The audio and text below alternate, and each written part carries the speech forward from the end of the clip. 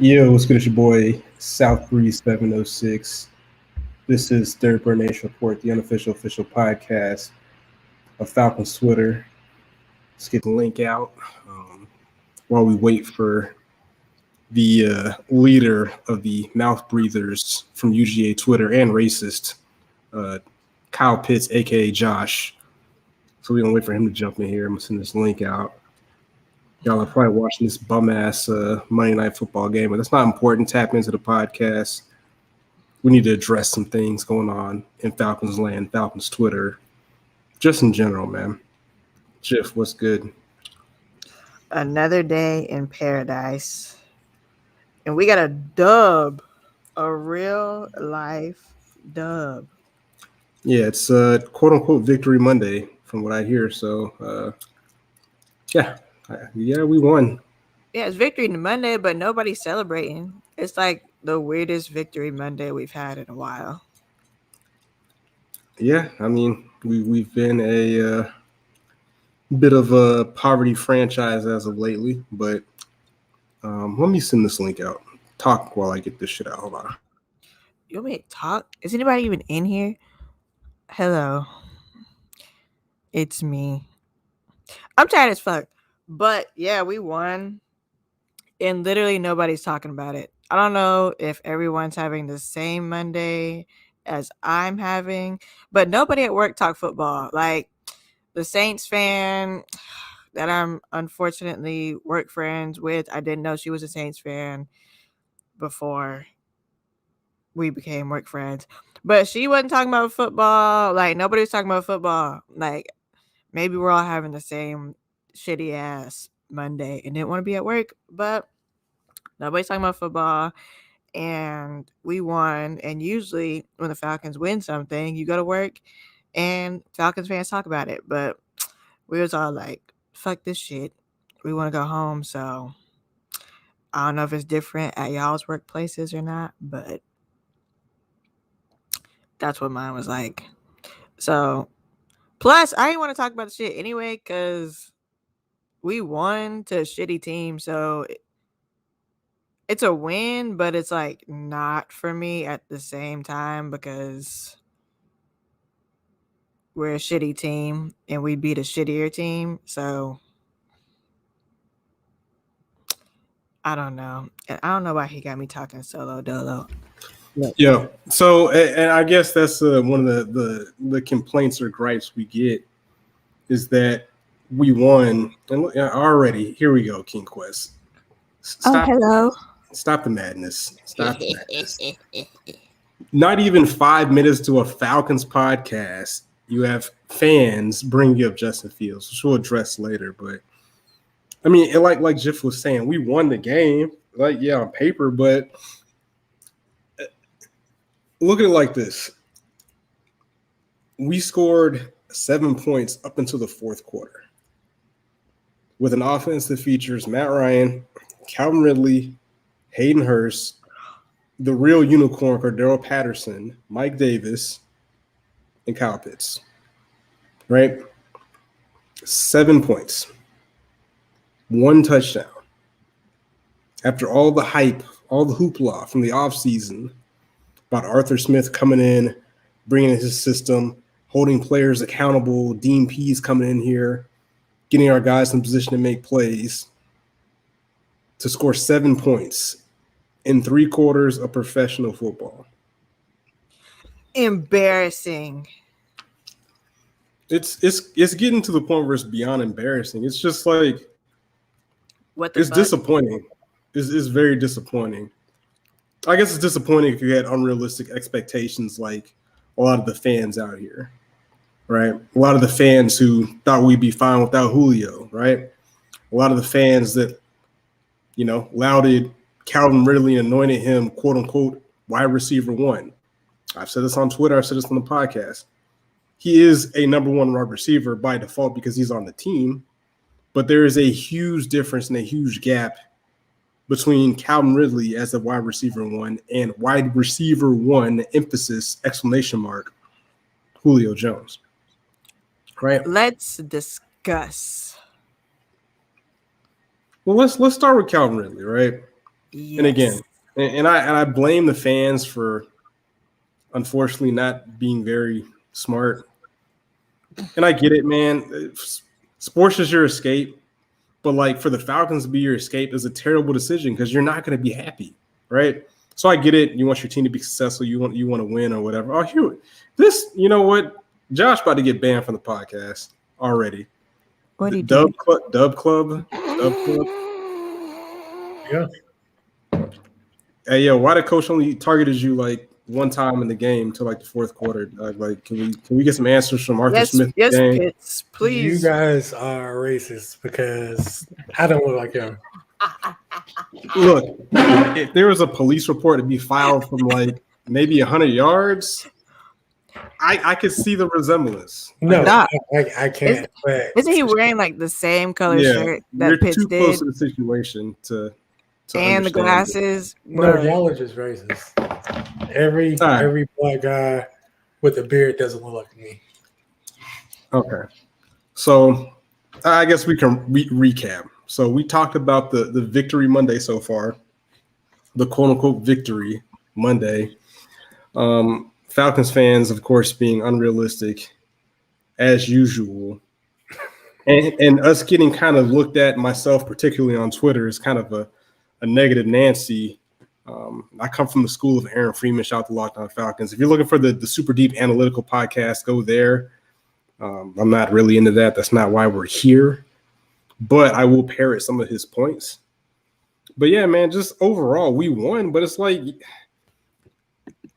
we won the game, and I felt absolutely nothing from it. I was like, yeah, we won, but like, damn, we scraped the bottom of the barrel to barely beat another terrible team, right? And a lot of fans are like, oh, we have things to grow on. Oh, Matt Ryan threw his whatever 350th touchdown and led his whatever game-winning drive.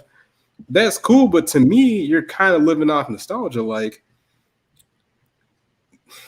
and of course, you're gonna get branded as a Matt Ryan hater for saying this, but like the days of the Matty Ice, like leading these late game comebacks, those days are long gone, man. Unfortunately. And moving forward with this offense, we've already seen that with Matt Ryan, with a new coordinator, it typically takes him 2 years to get things rolling. This year, this one is a little bit different, man. Like he's essentially turned into check down Charlie. Like at least in the first 2 years of his previous predecessors, you know, it looked similar to the offense would at least push the ball down the field a little bit. But like check down. Like, bro. There was a couple times I'm like, all right, cool. There's a little protection. Like he about to wind up and sling it downfield and check down. I'm like, what are we doing? Like we regressed this much in one season to where Cordero Patterson, I believe, is the like second leading receiver on the team. You know what I'm saying? Yes. Like, what is going on? I need answers. Let me double check this. Yes, Cordero Patterson is the second leading receiver on the Falcons. This shit is insanity. It's a learning process, man. Learning process. No. Let Josh go. Well, explain. No, Give me your 2 cents. It's Bring your positivity to the podcast. We're all negative. Look, bring your sunshine, your rainbows and unicorns, because I don't know if I'm missing something, but I don't get it, man. No, I mean I agree that Arthur. I mean he should have a better scope of how he's going to use. Right. Arthur, he should have like a better scope of how he's going to use Pitts. I mean, because this is this, like, we need to get the Pitts. We gonna start there? Yeah. We gonna start there? Well, No, I'm just we going gotta down really- why Patterson is probably like the leading receiver on the scene. I mean, because again, Pitts, Arthur isn't using him in the manner that I feel like he should. So because of that, who's your next reliable source outside of Ridley? Gage? I wouldn't throw my eggs in the basket with Gage. Wait, no, but hold on. Twitter told me all summer that Gage was wide receiver too. We don't need Julio. We got Gage and Ridley. We got Pitts, Yep. wide receiver too. I need answers. I need answers, Falcons Twitter, DBN, DBRN. What's up? Like, let me know what I missed over the offseason where now we're looking like a Pot Warner team out here. It's a learning process. There, I think he has to get better at scheming Kyle open, getting him involved early in the games. But again, he's a rookie head coach, so this is it's learning on the job. So he will get there. Hopefully, it starts this week, but we will get to that point where Pitts is getting like 3 catches a quarter and whatnot.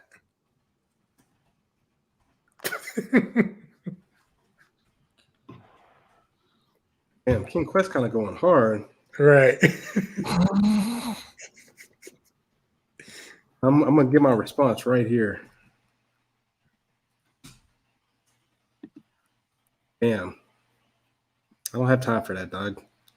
I don't have time for that. But yeah, it's I get it, but once upon a time, if we want to, jump in the time machine, Mike Smith was a rookie head coach, right? Dan Quinn was a rookie head coach, right? And I know that it's not an apples-to-apples comparison. I know there's moving parts. I know there's things that are changing. But so far as a rookie head coach, it seems like he's making a lot of questionable decisions. Right. That's the thing. He is. But again, it's a learning on the job experience type of thing with him. Once he gets better in game planning involving everyone, the better the offense will look. Well, okay. Learning experience. Let's take that point. Right? Guys in the chat on Twitter or whatever, where is a great place to learn at if you're a rookie head coach? Anybody? In the offseason. Okay, where else? That's it. Okay. So there's this. I know what you're going with this. So there's this thing called the preseason. It's right? not going to work. There's this thing called the preseason where, hey, maybe we can get our starters out there, guys that have never played together before. Hey, maybe let's get our rookie tight end that we drafted number 4 overall, the highest tight end in NFL history, the longest wingspan. Is he a receiver? Is he a tight end? Is he a unicorn? Is he God? Is he the greatest thing since sliced bread? Is he a bench warmer? Maybe we get these guys out there, work some things out, get some film on these guys, see what their strengths and weaknesses are, see what we can improve. Instead, Patrick Mahomes is playing the preseason, Doug. Patrick Mahomes is playing the preseason. That what makes Matt Ryan and the boys no better than Patrick Mahomes, where they don't need to get better, he does. No, that I don't think that was the case. I think the case was, okay, we don't have the depth to where we can possibly play these guys in the preseason. And then say on one of those plays, Matt blow his knee out, or Pitts tear his knee up. I'm like, why are they even in there knowing that you have Lee Smith and Hayden as backups? Okay, but you can use that same argument with every other team that played their star franchise players. Patrick Mahomes played in the preseason. Right, and it wasn't a need for him to play. My point exactly. We needed to play. We didn't. He doesn't need to play. He did. Why do we need to play? Did you not watch the last 3 Falcons games? But again, we were already not supposed to do anything this year. So, you have 17 games. Don't let me pull up some tweets. Oh, you lucky my phone. I'm about to expose you. Nah, man. No. Falcons Twitter said we are a playoff team, dog. That's what the majority of the Falcons Twitter told me. No, from what I saw, I was saying, between 4 to 8 wins, stuff like that. I wasn't saying playoff. Boy, if I can grab my phone charger, dog. Ooh, buddy. I would say the consensus thought we were all going to look much better with the OC as head coach this go around, as opposed to Quinn and Smitty. But no one was clamoring for us to be in playoffs. Wait a second. We're not going to disrespect Mike Smith, the most winningest coach in Falcons history. No, we're not going to do that. But we got to that peak with him, and that was it. Yeah, some things happened at the end of his tenure that kind of threw him off, the whole injury apocalypse or whatever. But it was time to move on. But even with Dan Quinn, who did have the benefit of Kyle Shanahan, and for what it's worth, Sark wasn't in retrospect, hindsight, Sark wasn't as bad as we made him out to be. Like, dog, it's got to the point where we would be dying to have Sark calling plays right now. Dying. Like, they might have been questionable plays, but at least we were scoring points. We went into the fourth quarter with a single touchdown. One touchdown. How? Against the Giants? The New York Football Giants? Are you serious? They got to be a top 10 team just like us. We're going to be fighting for whatever top pick we want to draft, dog. Like, come on, man. I get that. Make it make sense. Make it make sense. But at the same time, when we need to score, we score. Well, I mean, sure, but there were some questionable decisions by the referees. Like one of those hits on who was it? Zacchaeus? That was a clean hit, man. I was like, bro, like I appreciate it, but he definitely hit him with his shoulder. Like that definitely helped. Either way, it's the first down because he still caught the ball. Okay. And if we're going that route, we could say they were short on third down when they gave them that first down. And then later on in that drive, they gifted them another touchdown because they called a bogus pass interference. What I'm trying to say is that the way that this was branded from the start, and this is a foul on the ownership, and I guess you can't. It's sad, but like I guess you have to lie to the fans because they buy tickets, they buy merch. Whatever. Yeah, that's what it was. But god damn, dog, like this is insane. We're over here talking about like, yeah, man, we got to play here and play there to beat the New York Football Giants, man. Like Daniel Jones, like wow. This is how far we've fallen, right? This is I mean, but this was expected though. I don't think it was, man. I bet if actually, matter of fact, Aaron did a poll saying what people thought the Falcons' record would be, and I'm pretty sure a lot of people thought we were a playoff team this year. They did. A lot of people thought that. I don't know why. I have no idea why, but they did. Damn, King Quest really is creating this narrative. Like I have not said anything about. I'm just over here. This is my issue with Falcons fans or people that have the mentality. Like when you bring up facts, like what I'm seeing with my own two eyes, you have to create a narrative when you don't want to hear it. Sure, I mean we need great players, so if we lost every game, we'd have a higher pick to do that. But like. Y'all can't handle the truth. We're not good, top to bottom. Like, if you have to make jokes and create these narratives to cope with it, that's fine. But that's not going to change the we ass cheeks, right? Booty cheeks. We've been improving weekly. Oh my god! Okay, the only thing that's improved is the defense. No, the penalties have cut out. We were at 12 against Philly. Penalties. Autumn laps. We were like autumn laps. Accountability. We yes. Right. We were like at 6 or 8 against Tampa Bay, and we were at 4 yesterday. So probably like come this weekend, we're gonna be like at 2. That's improvement. So, according to Pro Football Reference. And let's be clear. If it wasn't for those penalties against Philly in the red zone, I'm pretty sure we'd have punched those in. And that game could have went totally different than how it went. So according to Pro Football Reference, we are 29th out of 32 teams for points for, only scoring 48 points. And we are 30th out of 32 teams for points against, which is 94. So I guess when you're at the bottom of the barrel, the only place we can go is up. So yeah, we're improving. We're going from shit to less stinkier shit. So there you go. Shout out to improvements. But I mean, this is where we're at. This is where we're at as a franchise. But let's actually talk about the game. Yeah, we won Victory Monday. Woohoo. But I honestly don't think there's too many positives to take away from this game, with the exception that Younghoe Koo, he's clutch. Shout out to him for holding it down. Like, I'm not going to lie, as a Falcons fan, I just expected us, even though it's a very makeable kick, for us just to miss it, because that's just what we do. Yeah. or get blocked or some nonsense would happen. But cool out there, calm, cool, collective, hold it down. I can respect that. So that's a positive. A lot of the people out here trying to give big ups to like Isaiah Oliver and Dante Fowler and whatnot, which they did make plays, but we had to grade them on a curve. Like, who are we playing? Like, when you're playing like Babbage ass bottom of the barrel teams, you're supposed to do that, right? That's what you get. You get paid to run trains on offensive linemen and backup wide receivers. I'm not giving you credit for that, right? Because when we need it against good teams, you're nowhere to be found. You're a ghost. You're collecting. Missing in action.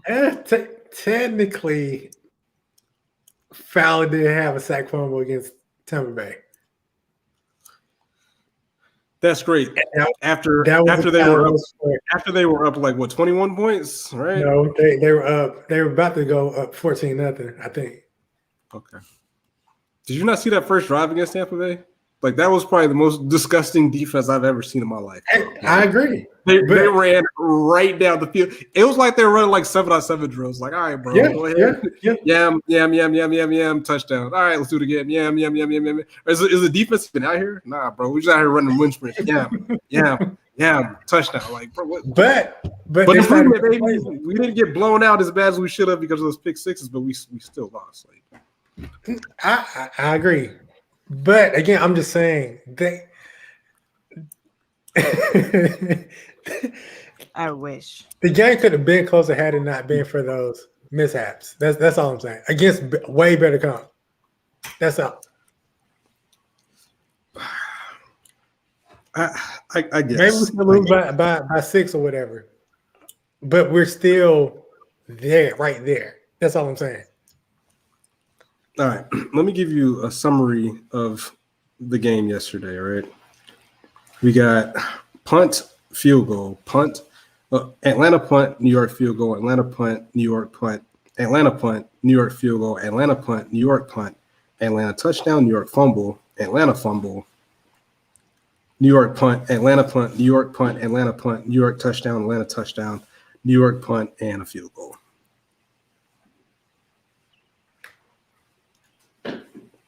Good defensive game. What? We're not a defensive team.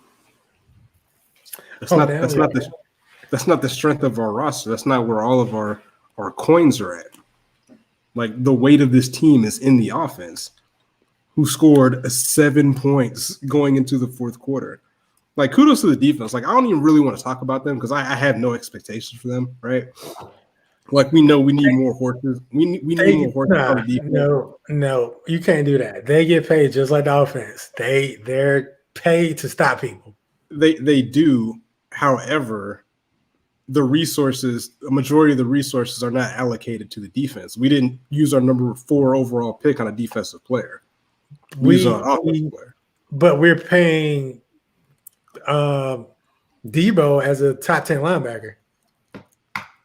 I mean, the slander for him is already coming as well. But I get it. I see what you're saying, but I'm not getting mad at the defense if they're, not looking like world beaters because they don't have the talent on that side of the ball to do that. No, you don't. It doesn't take talent to stop people. It's just effort. I mean, you can stop people if you put in effort to stop them. But there is a talented player on defense, and he got the fuck rocked out of him by a quarterback. Now, can we discuss that? What the fuck happened there? How did Grady get rocked by Jones? He tried that body, throw my body into his body type of hit instead of wrapping up. This ain't no Sierra song. This ain't Sierra, whatever that body song she got. What the fuck was that? That was embarrassing. It was. Did you see that shit? I mean, Grady Jarrett, the Grady Jarrett got rocked by a white boy. Fix it, G. Like, I thought he was about to lose after that. Again, man, that doesn't happen to good teams, man. Like, that's embarrassing, man. Like, I mean, but no one's really talking about it because we beat them.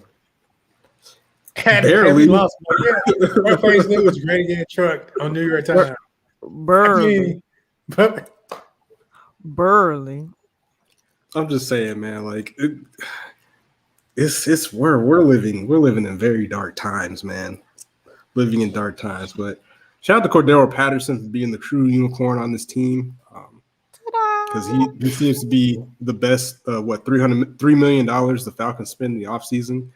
Like that's the weird thing. Like we randomly get it right getting Cordero Patterson, but then like when we actively try to get people, we can't get anything out of them. Like Hayden Hurst, for example. Like earlier in the season, I forgot he was on the team yesterday. I'm not gonna lie. I was like, damn, Pitts, they got a catch. I'm like, wait a second, we got another tight end on this team that's supposed to be pretty quick, pretty good. Like that's the thing with Arthur. Is like Pitts and Hayden and Calvin, they should be killing people. Like that's three, and then you have, like I said, Cordell on the same side of the ball with them too. That's 4 people that you could get creative with and just kill an offense. I mean, kill a defense with. But for some reason, maybe it's because he doesn't trust the O-line and he has to play Lee Smith as an additional blocker. So that'll remove Hayden or Pitts at times. But it's like this, like we should be 3, 4, 5 wide at times and it's killing defenses. But for whatever reason, we aren't. And again, a lot of that can go back to Hennessy and Mayfield being kind of iffy at times. But again, I don't know. Look, I don't know what Arthur Smith is doing. Like nothing seems to be creative. Like I don't know. Y'all told me. The touchdown throw to Zacchaeus, it was creative because he one play. Huh? Like that one play out of all the plays. No, this is what I'm saying. Like once we get into the red zone, it's like we traded being good from 20 to 20 to a decent red zone team. It's like we struggle from getting from one end of the field to the other. But once we get in the red zone, that's when he starts getting a little creative from what I've seen so far. Yeah, we did score in the red zone for once in the last 20 games. The last 3 games. Thank you, Sammy. I can't put your comment up on the screen, but it's so vanilla. Like the offense is so vanilla. People told me Smith was gonna come from Tennessee and just magically make the offense 100 times better. I was one of them, but again, this and it's vanilla.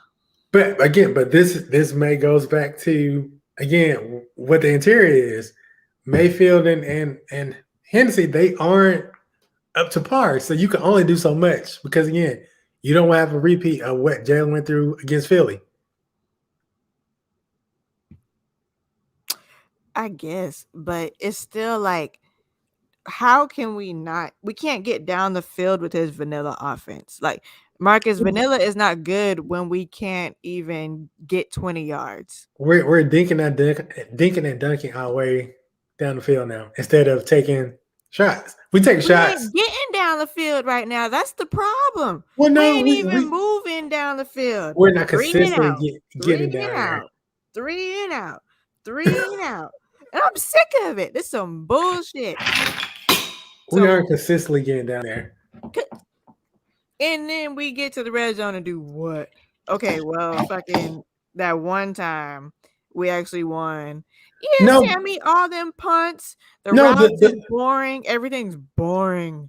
In the last 2 games, the red zone offense has been pretty good. The last 2 games against Tampa, world champs, and New York. Okay, I missed the Tampa game. But this game, it was just like, yeah, it wasn't that good this game. But again, it's a learning on the job type ordeal. Against the process. The offense may not fully gel until like week 8. Don't nobody got time for that bullshit. That's why they needed to have preseason. That's why everybody needed to be out there during preseason so we could gel. That's what gelling. Practice. 30 snaps in the preseason wasn't going to just give you the cohesiveness that you needed for an entire 17-game season. It's just not. You're going to learn it every game throughout the season, regardless of preseason or not. Whatever. Sorry, I can't put y'all's things on the shit because Breeze has control and y'all see he ain't here. But they said you snorted candy cane before coming on, and they said that you act different when you eat a frosted Pop-Tart. You know what? Since y'all brought it up. Oh, don't do that on air. Don't make us throw up. Oh my God. Oh my God. Do you want a boring win or an exciting loss? I want a win. Oh my God, he's really bad to eat. Thank you. A win. I would take a win. I'm not trying to look good when that's losing. Like, My bad. I Alright, got a I phone gotta call. win if you need to. Don't do it. Oh, Oh shit. he just ate an unfrosted pop. You gotta fire him. Let's Fire go him through these live on comments. air. It's I not mean- even toasted. Those are in 2021. true poverty Pop-Tarts right there. All right. So we've already talked about the game and how pathetic it was. Let's get into the pathetic people in the game. I want to start with Ridley. Yeah. Let's do it. Hey, let's do it. Wide receiver 1, baby. Yay. Okay. So, first of all, what the fuck is wrong with this guy? Ridley, first, they said, because I didn't watch the Tampa game, but I think Eric said, shout out to Eric Robinson. He's working at ESPN now, and he better not forget about us, or I'm going to come beat his ass, and I'm going to knock his glasses off his face, and I'm going to stomp him with my foot. Anyways, Eric said that the last 3 games, Ridley didn't know his assignment. I tweeted And that in out this before he game- said that, but you know, it is what it is. Shout to me. I ain't see it. And I've Breeze noticed tweeted it that out. for a couple of weeks, which is very problematic. But hey, guess what? There was this thing called the preseason where they could have figured this out, but continue. Or Ridley is a grown ass man getting all this fucking money, and he needs to know his fucking assignments when he gets on the fucking field. Like, what the fuck was that? And y'all are telling me that he's wide receiver 1. He is wide receiver 1 material, and he don't even know where the fuck to line up on the goddamn field. Is that what you're telling me? But to be fair, there could be some audibles going on. But again, you figure those things out in the preseason. Like, hey, Matt, if you see this look, you give us a signal. This is what I'm going to do instead of being out there confused. But again, that's what the preseason's for. The preseason, which featured no Falcon starters. And then this dude decides he's going to catch the ball and he's going to run. And then he's going to see 3 motherfuckers and he's going to stop running and run backwards and then cower down to the fetal position and get tackled. That is wide receiver 1. That is what y'all want me to call wide receiver 1. Yeah, Are you man. fucking serious right now? Are you playing in my fucking face right now? Y'all saw that shit and said, oh, but he got tackled. No, he did not get tackled. He stopped in his tracks, ran backwards, and literally sat down. That is what he did. That is not wide receiver 1. That is not, like, them little kids in Pee Wee don't even do that. They just run for their lives off the field into their mama's arms. Like, at least they still running. They don't sit down and get tackled. Someone explain. Got me mad. Well, so it's ironic. It's only been 3 games, whatever. Like, it's still a long season, but you can check my tweets. And Twitter, like, one thing that aggravates me about Twitter is that when people post dumb stuff and they get mad when I, like, bring it back to the light, like, bro, you tweeted it, dog. Like, I'm just letting people know that you're stupid. Like, that's your business. So you're being petty. Huh? So you're being petty. It's not petty. Like, they tweeted it. Like, if they didn't want nobody to see it, delete it, right? So, and that works both ways. I tweet stuff. Y'all can pack me up too. I don't be saying nothing crazy though, right? So I know around Pro Bowl season, a lot of Falcons fans were all agitated and in their feelings because a young Justin Jefferson made the Pro Bowl his first year think he was like the first something had over 1,000 yards, some nonsensical ESPN stat they always make up. And a lot of Falcons Twitter was like, oh, Calvin Ridley should have been a Pro Bowl. Oh, Calvin Ridley's better than Justin Jefferson, yada, yada, yada, yada. Oh, they hate the Falcons, blah, blah, blah, blah, blah. First of all, Calvin Ridley didn't get 1,000 yards receiving until I believe his third year in the league, right? Justin Jefferson did it as a rookie with Kirk Cousins as his quarterback, right? Yuck. Anywho, and also the Pro Bowl is like part of it's based on the fans voting. Y'all didn't vote, so that's on you. But fast forward to 3 games into the season, Justin Jefferson, just off some basic receiving stats and basic counting numbers. I know it's not the end all be all, but for the sake of this podcast, I'm just going to list these off. Justin Jefferson is the number 11th receiver in statistical categories in the NFL right now, right? Great. Let's scroll down past one Julio Jones, who's at 27. Shout out to him, who's still doing great things. Let's scroll down to number 42, where Calvin Ridley's at. But he didn't deserve it, right? That's crazy. These are stats. Y'all can all look this up. Like, this is right. This is free if you can afford internet, or you can get Wi-Fi. This stuff is right here in front of me, man. Like, there's 4G and 5G on your cellular devices. Yeah. So it's just yeah, man. Y'all gotta chill, man. Like, you have to chill. You have to relax. So and kind of just to piggyback that, I brought up his name, he who should not be mentioned, but let's talk about Julio Jones for a minute, right? Julio! Game 1, I saw all kinds of tweets because the Titans lost the game. Talking about like, oh, Julio, oh, we don't need him. Oh, look what he's doing over there in Tennessee. He ain't doing nothing. Yada, yada, yada. Ridley. They start winning though. Julio started catching bombs. I don't hear nothing. I don't see a tweet come out about Julio, right? Like, I retweeted some folks that said that Julio was washed. His legs got tired. He was a diva. He wasn't good. We didn't need him. Y'all tweeted that, not me. Like, if y'all don't want that stuff on the timeline, delete your tweets. You know what I'm saying? Like, that's on you. Like, that's on you. That's nothing to do with me. That's a personal decision that you made, right?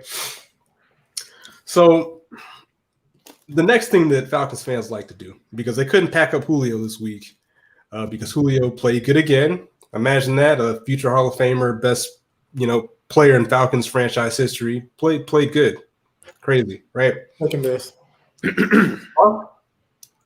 Huh? Are you choking on your dry ass Pop-Tart? What's up? You good? No, you need no. some water. That's crazy. Haterade, that's what's up. Anywho, so we're going to talk about the other thing that Falcons fans like to do, right? Let's talk about Justin Fields. Let's talk about the elephant in the room with Justin Fields, right? Fields Hive. Let's talk about it.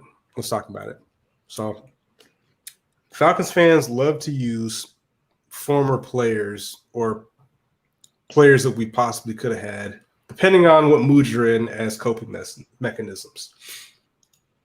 So Justin Fields had a terrible game yesterday. He got sacked 9 times.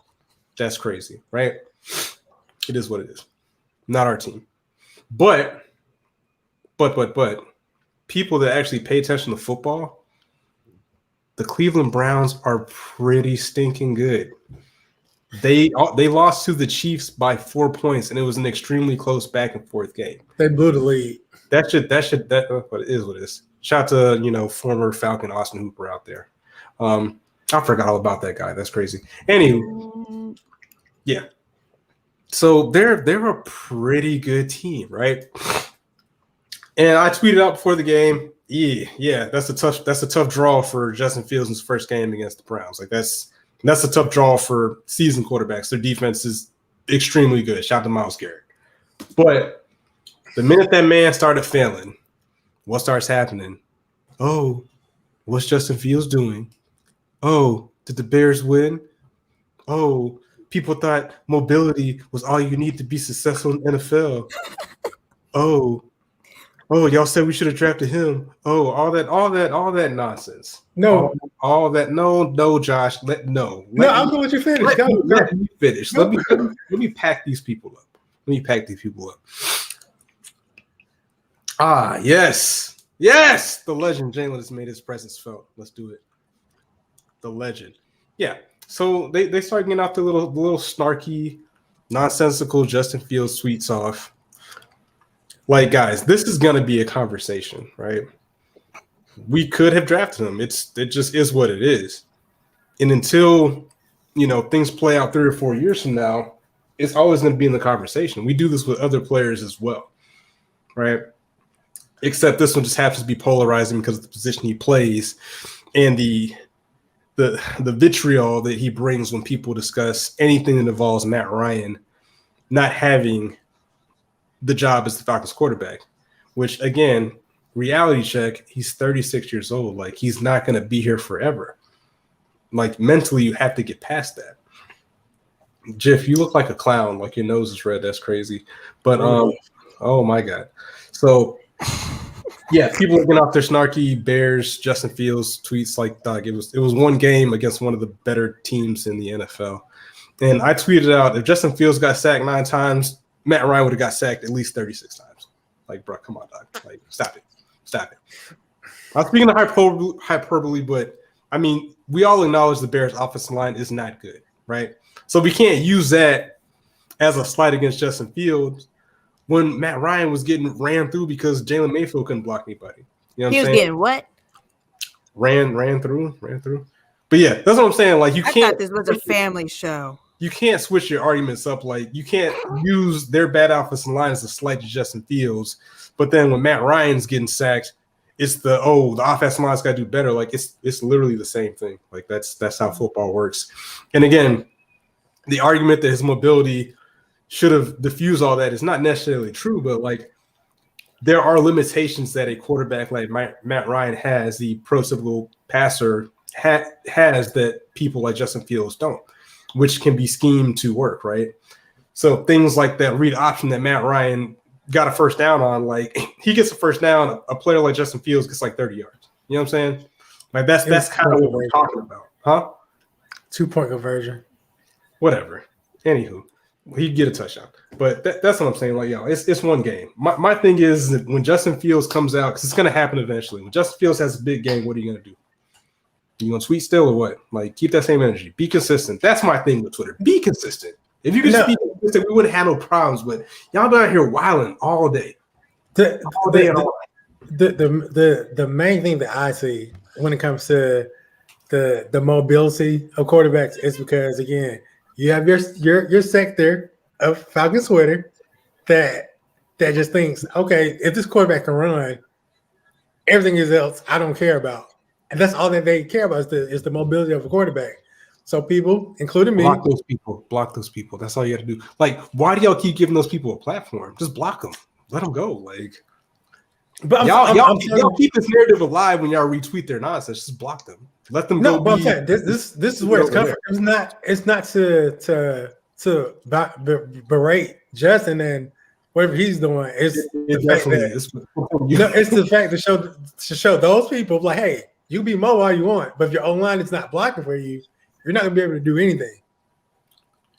My thing is, why are we even conversing with people that don't understand that? That's the problem. Like, let them stay on their island over there in crazy land. If you don't understand, you need offensive line, the bare minimums of football. Like, you got to just let them go, dog. Like, just block them and keep. Either block them or request they block you first. Like, hey, bro, just block me, dog. Like, I'm good. Like, I don't got time for this, man. Jalen, could you give us your hot takes, sir? You look very sageous back there. Like, wisdom is just cooking, like, in your head. Just steaming off. No, I have no hot takes about anything. You said enough. I don't feel like rehashing it out with people because I've been doing it for the last 7 months. So it's funny because, like, in a group chat, I sent a tweet and Josh would be like, "I'm blocked by them." Then that tells me something. That means I need to probably block them as well because they're probably out here wilding out. Like I don't really I only I block get people that blocked by start everybody. Everybody be dumb. So Yeah. So man. literally Man. on both like Hawks and like Falcons Twitter, like most of the people and most of the people that everybody like send it to my and like send it to me, I'm blocked by it. So it is what it is. Goodness Yeah. gracious. So I'm gonna go through some tweets I saved, and we'll just go off those. So, but anyway, stop being the Justin Fields hater, dog. Like, Wait, we let a haven't young, even discussed the meat and potatoes. let a black king flourish, man. Anyways, what That's are the not meat? the meat and potatoes. It's why wasn't Josh on the field yesterday? Oh yeah, we'll do that first. Can y'all please draw up? Josh Can looks like we- it. Please. With Jalen, I would like some perspective on this because it's hard for me to fathom, and it's hard for a lot of fans to fathom, and maybe even people across the league, with the whole Kyle Pitts situation. Late in the game, or at some points in the game, and again, I told you earlier, if you need the super deep analytics, go to Locked On Falcons, shout out to Aaron Freeman. But there were several times they were like specifically designed plays for specific players, whether it be like, one-on-one routes or whatever, slants, or just plays that were designed for specific players. Like if you have the greatest tight end prospect of all time, who is a hybrid tight end receiver, unicorn, God's gift to the field, who's clearly a matchup just on his height and speed alone, like you can't draw up any plays to target this person in 3 quarters. Like in my head, I don't understand. You can't not even just even be blatant with it. Run a screen, do something. Like I don't understand how you do not target this man. Like, is there something that I'm missing from a schematic? No, I know the head coach just sucks. Like the offensive coordinator just sucks at the moment. He's bad. That's just it. When your best option is your running back, when your best option for offense is your RB2, then you're just bad. And he's been awful. I think Smith had more catches than Kyle Pitts this season. Yeah, Cordero Patterson is the second leading receiver on the team. He is the only offensive player on the team. He's the true unicorn. I tweeted that out multiple times. Like this is getting crazy. Like I don't understand. Like, and this goes back to the Justin Fields quarterback argument. A lot of people's argument was like, hey, if we get a quarterback, he's not going to make an immediate impact on the field. Kyle Pitts hasn't either. I mean, maybe I'm sure he has in ways that don't, end up on the stat sheet as far as like drawing double coverages and freeing up stuff for other people. But you don't draft somebody at number 4 to be a decoy, right? You know what I'm saying? That's just not what that is. And you can argue that he's being extremely mismanaged because he's going against lesser talented players if you can scheme him up right against linebackers, right? There shouldn't be any linebackers that should be able to run with him or out jump him. You know what I'm saying? Like that doesn't make any sense where you can't scheme up nothing. You can't create no mismatch. Not like you drafted this dude. You knew you want this dude. You knew Julio was gone, so you knew you need to fill that gap in. And you couldn't make nothing happen. I see other teams running tight end screens and cool little plays to get their weapons involved, but this dude's out here running wind sprints. Like I can't understand that. And that's kind of one of the reasons I don't have too many positives from a win in this game. It's like, yeah, we won, but like, bro, did you not watch the game? Like, nah, bro, I'm good. You got to show me a little more than that for me to be excited for the future of this team. At the end of the day, he's a tight end. Like, nah, he's a unicorn, dog. You can keep saying that. I know you're saying it in satire and everything, but he's a tight end. Like, they're not gonna. They don't really impact the game unless you have a bunch of stuff around them, and the Falcons have nothing else around them. Like I said, his running mate right now is Cordero Patterson. So like, pair that, like Ridley has sucked all season. It's only been 3 games, but he sucked in 3 games. Russell Gage has been hurt. Olamide Zaccheaus is 5'2".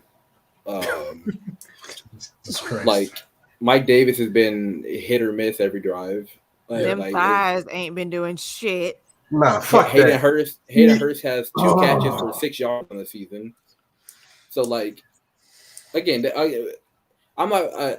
I've never had like a problem with Kyle Pitts as like a player. I think he's very good as a player. I will always have reservations about the pick because even if you didn't want to take the quarterback, you could have traded back and got a bunch of other picks. Mhm. But this could all be out of the where if Arthur Smith decides to actually do something good. Yeah, and if it's crazy if you're saying like what he just said, if they're spoon feeding the playbook to the people, it's crazy how they could have had some live action for the playbook. Oh, wait a second! Before the Wow. Stop. It's almost like Stop. that could have happened. Oh my God. Maybe this thing they do before the season where players get to live practice against other players and work out kinks in their offense and defense, their schemes, get some film to scout Maybe they have themselves. more than 40 points in 3 games with a Hall of Fame quarterback and number 4 overall wide receiver tight end, and then a wide receiver who's going to get paid next offseason, and then like a decent like 2 or 3 people on the line, and then spending money on a bunch of other weapons on the line. Maybe they score more than 17 points against the fucking Giants if they did that. Oh my God, that was the toilet bowl. Like I looked up at the screen. I felt like I was in the Matrix or something. Like I'm like, damn dog, it's the 4th quarter. We've scored 7 points. Like what is mind you, they scored 17 points against the football team. Sorry, the football team scored 32 against them. Oh God, what's going on here? Backwatch. Oh, stop! Don't do that. Go. Oh, this team did that. Like that. No, Like, I can say that No. because the Falcons are playing them literally in like 6 days. Stop, man. oh my God. And this was against backup wide receivers as well, too. Let's not forget that. They literally had fucking Joe Blow out there running slants and shit. It's still cooking. It's still cooking, dog. Like, man. I don't have any problem with Kyle Pitts. I think my reservation more is with Arthur Smith right now because his play calling has been atrocious all the way across the board, like for everybody. So maybe he'll get it together and they'll do better. But as it stands right now, that whole offense right now is just terrible. There's been one good player on the entire offense. Well, 2 good players on the entire offense, and one of them is a lineman. 3. Yeah, I'll give it 3, and 2 of them were a lineman. The rest of them, no. So let me say this. Let me say this. Yeah, Arthur Smith leaves a lot to be desired. And again, I know Josh was shooting some bail saying like, hey, he's a rookie head coach. He's learning on the fly. But yeah, you had opportunities to get those reps in, and you made a choice not to do that. So I'm looking at you sideways. You made a choice not to address issues on the offensive line. I'm looking at you sideways. You knew Julio Jones was not going to be on your team. And from looks at it, we're in a rebuild that you guys branded as a reload, or we don't think we need to rebuild this roster. We got talent, whatever Arthur Smith is saying. Like, I mean, people bought a hook, line, and sinker. I'm more of a you got to show me first, but like the evidence was in front of us that the pack was going to be going up. I didn't think it would look this ugly. Like I was hoping we'd be losing games and shootouts because the defense wouldn't be able to hold up, but like the defense definitely. Yeah, the defense is paying their half the rent. Like that's great. Good for them. But, huh? They need to. I get that, but that's not. Look, they are. I know what you're trying to say. You're saying they need to, and they are. Huh? My argument with the whole and Josh, I said earlier, I don't really care like about the defense at this point because we know they don't have the horses on their side of the ball. Because the money isn't on that side of the ball. Yeah, we're allocating a majority of our resources on the offense. They should be carrying the load, right? And we're not. I've said this like 10 times. They fit the 4th overall the 4th pick quarter started, we had 7 points. 7 points. Kyle Pitts was not targeted one time. Come on, man. A screen. Do something. Show us something. Anything, please, for the love of God. Like, damn, dog. Like legit. And y'all need to stop making all these fucking excuses talking about maybe Matt Ryan doesn't trust Pitts and that's why he's not on the field. And What else are y'all That fucking makes no doing? sense. He Yeah, that doesn't shit is know the weird. playbook. There was like 4 plays straight where Kyle Pitts wasn't on They the have field. I 3 was plays in super the confused. entire playbook, so like I wouldn't be surprised. I was just so Y'all are- confused. Like Like- I'm not even kidding. Like usually you can like the good thing that Shanahan was good for, especially like even now, or like Sean McVay, they're really good for is they'll run a play like a 2 or 3 times throughout the game, but it'll have different looks out of it. So like if you think it's gonna do one thing, it's gonna go another way. The Falcons run the same play with the same formation and do the same thing every time. So it doesn't do anything different. Like they'll run I formation, I don't know, zone read to the right, and it'll get 1 yard. Fourth quarter, down 3. They'll do the same thing and get -2 yards. Like you gotta throw something out there. Like every time they ran a play on Sunday, I was like, I know what this play is gonna be. There was one time that I was like, I thought it was gonna be a run and it was a play action. And they got 3 yards on it because all the routes were at the sticks. Man, I just hope Terry is looking at OCs right Fuck now. him. Oh God. Because Boy, Yeah. because I'm not trying to do that shit where we let Dan Quinn fucking fuck up the defense for a season and a half. Like so far, Arthur ain't doing shit like the people are saying he's been doing. So yeah, I do. Even though people still say Terry's probably an op, and this is probably being done on purpose because he was with that toilet bowl franchise. But yeah, like so- what they ain't doing. What's happening on offense? Let me read some tweets, and again this. So, and this is where the fans get all riled up in foolishness. One gentleman shot, people get mad when you use their names, but they tweeted them. So, and I think Jalen, we talked about this tweet, but the Mr. Will McFadden guy, he said that the Falcons and the Chiefs have the same record. We do. Why do y'all take stuff like that seriously? It is. I wasn't taking it seriously. I knew what he was doing. No, I don't take it seriously, but the people in the mentions do. Yeah, we got the same record as the Chiefs. Yeah, we're in the. No, we are not, bro. Then, like you said, look at their roster. Look at their roster. Look at their roster. This is completely out of the ordinary. I know how we were like ragging on Dan Quinn's defense and everything, rightfully so. But the person Jalen Hurts who looked like a god against us week 1 is getting his ass beat right now. Oh yeah. It's 27-7. He's thrown 2 picks. Oh yeah, the first game they were all in the Dan Quinn tweets like, oh, Dan Quinn's defense. Oh, they're used to blowing leads. They honestly probably should have won that game against the Patriots, or not the Patriots. Tampa Bay had their kicker not left like 7 points off the board. But that's the thing. The narrative on Twitter, that it runs. But again, now I don't see no Dan Quinn tweets from Twitter. Matter of fact, I'm about to when we're over, I'm gonna pull up some tweets. The only reason why I said that is because they just got a pick 6. But that was it. Okay. Yeah, there we go. But what was I saying? I lost my train of thought. No. Oh yeah. So the whole tweet. Yeah, I'm not taking it seriously. But there's fans that'll see that and be like, "Oh yeah, we got the same records as the Chiefs." No, equate that to being good as the Chiefs. I'm like, no, absolutely not, dog. Not even close. Like pump your brakes. Pump your brakes. Another tweet I saw. You know what? I'm not going to read that one because I kind of like this person on Twitter, but they're kind of cool. Fuck it, read it. Yeah, don't be biased. The homie. Who? Jaleesa _Nicole tweeted out, "Bears win." I'm pretty sure she blocked me too. So yeah, that was one I said you. She had zero comments, 0 retweets, 0 likes. It was under the test of, again, you have a mobile quarterback with no O-line. Nothing's going to happen. I mean, you can scheme around some things. You can do some rollouts, some bootlegs. Yeah, they completely set that man up.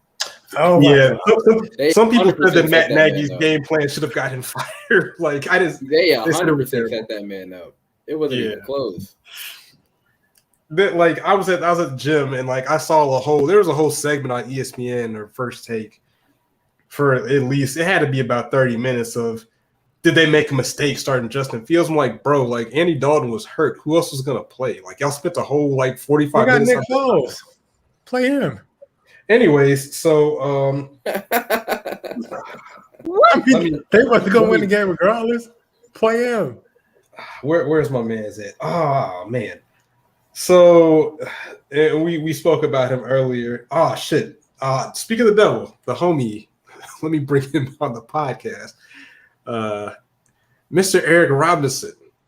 Let me shoot him an invite. Mr. ESPN. Yes. ESPN. What is this? Yeah, man. Hey, bro. We need to talk. I know them. Your folks, you know. But let's get you on here. Mr. ESPN. Can we see that agenda that you have, Breeze? The who? The agenda. I don't have an agenda. I'm just here to get these takes off. You know, it's been a while since he's on the podcast. I let all this shit build up on Twitter, and I have to unleash. You know what I'm saying? Like oh my goodness, man. I gotta unleash, bro. Like, man, Eric was going hard on the quote Matt Ryan haters. And that's another thing I said in the group chat. Like this conversation is so much easier when we don't have that back and forth of haters versus stands. Like, can we just look at what it is? Like, let me throw out a wild scenario. And Jalen's been a big component of this. Of saying that Matt Ryan's arm is cooked, right? Let's think about that. Let's say that's the case, right? There was one time where I thought like it looked like Ridley was open going downfield. I didn't rewatch the game. But then he checked it down. I'm like, damn, dog, you're not finna sling that bitch? Like, can we? He threw the ball more than 15 yards 3 times. Here we go. The legend. Mr. ESPN, the legend. Watching this pack watch, watching the Eagles get packed up. All right. Who's gonna have a game tonight?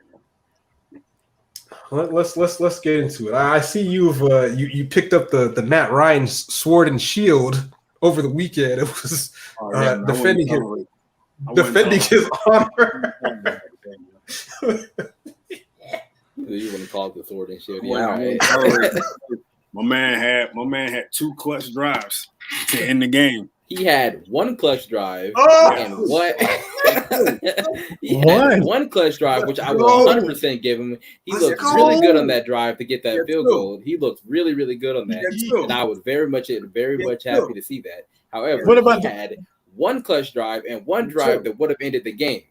Yeah, 2. He had 1. 11 to 12, 118 touchdown. Yeah, that shit should have said 10 for 11. Are you saying that? Tom Brady should have had an interception in Super Bowl 51, another interception, but he didn't, right? Yeah. Right, but I don't ever think about when I think of that game. I don't think of Tom Brady. I think of how close the Falcons did. He should have thrown a pick, but he didn't throw a pick. He actually did throw a pick. If Dory Jackson had some resemblance of hands. Interception. What does it say in the box score? Let's go to. I want to know what the all I'm saying is like you can't say that was a good drive if that literally would have like ended the entire thing. But I mean, come on, like drop interceptions happen all the time, man. Yeah, and Matt Ryan should have had probably like 4 more this year. It's not a stat. Is it an interception in the stat? It's not. So first and foremost, I feel like we shouldn't use Tom Brady for any examples because like he is an outlier to everything. Yeah, he has like 5. He had before those whatever pick he should have in the Super Bowl. He still had like 5 Super Bowl rings for that. Anywho, what was the genesis of this Matt Ryan defense squad tactics that were brought on this weekend on the timeline? My whole thing was if you put enough energy to focus on 2 interceptions from last week and overlook 3.5 good quarters of play, why can't you focus that same? Wait, are we talking about last week? No, I'm talking about the inconsistency. Because here's the thing: they come in and they going against the Bucks. He had 3.5 good quarters, solid football. Okay, I wouldn't say good. I wouldn't say good, but I understand what you're saying. Okay, what are they focusing on? The interceptions. We go back to yesterday. What are they focusing on? Oh, the numbers wasn't great. He didn't play great until the fourth quarter, the last 2 drives of the game. So which one is it? Which one do you want to focus on? At what point do you want to focus on the bigger picture? Because now you want to look at the whole scope of the game when his numbers are not shining like that. But you don't want to look at the whole scope of the game against the Bucks. Exactly. You just want to look at 2 drives. That's my whole thing. So I didn't even like the interceptions.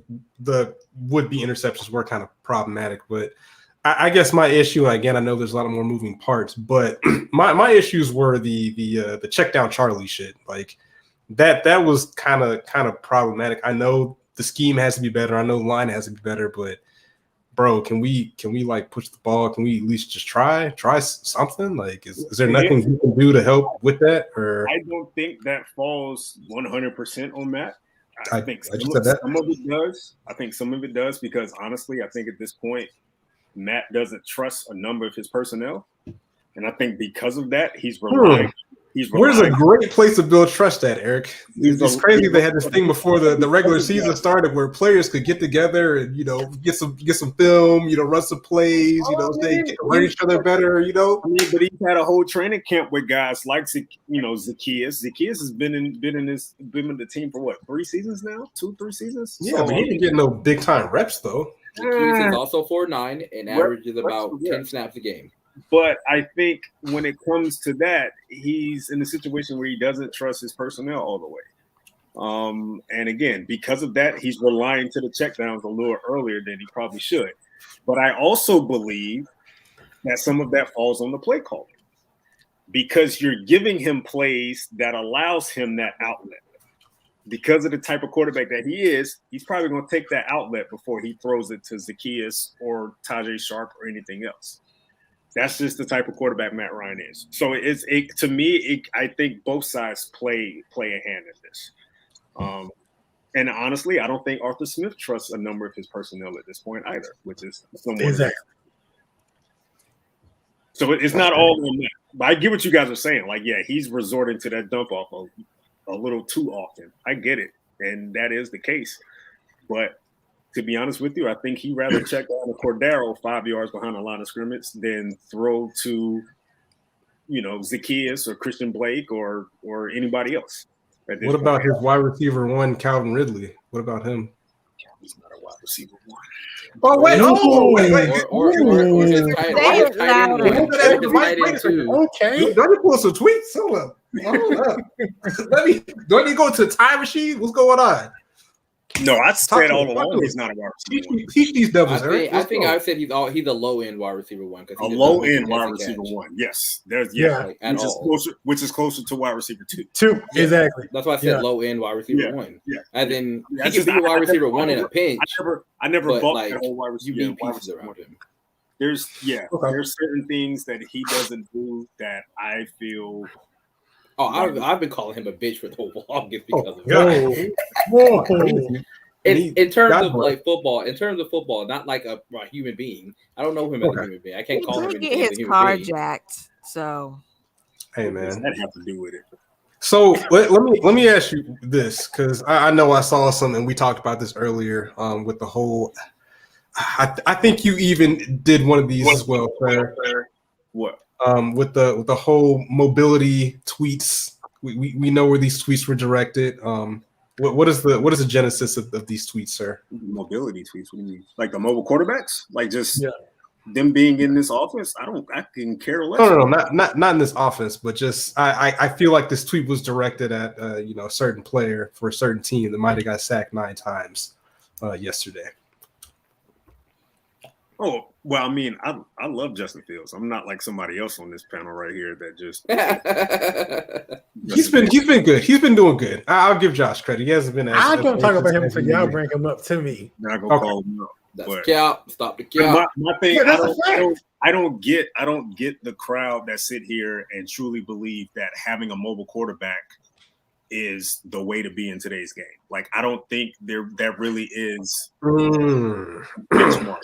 Because I think in today's game, you can win with a pocket passer. It depends on that O-line. Everything depends on that O-line. It doesn't matter what type of quarterback you have. You can have a mobile quarterback. You can have a guy that's stiff as the board, and he's not going to move. But that offensive line is going to dictate a lot, regardless who you have back there. So I'm not one of those that buy into it. I think either type of passer can succeed in this league. Well, and what I've said before is that is true. Like, yes, in a vacuum, you have to have a good offensive line. However, you do have limitations if you are a quarterback that isn't mobile or even, fast, right? Like, is that I would be willing to bet next week, whenever they play like not one of the better teams in the NFL, that they take advantage of Justin Fields' mobility to mitigate the fact that their line is not great, right?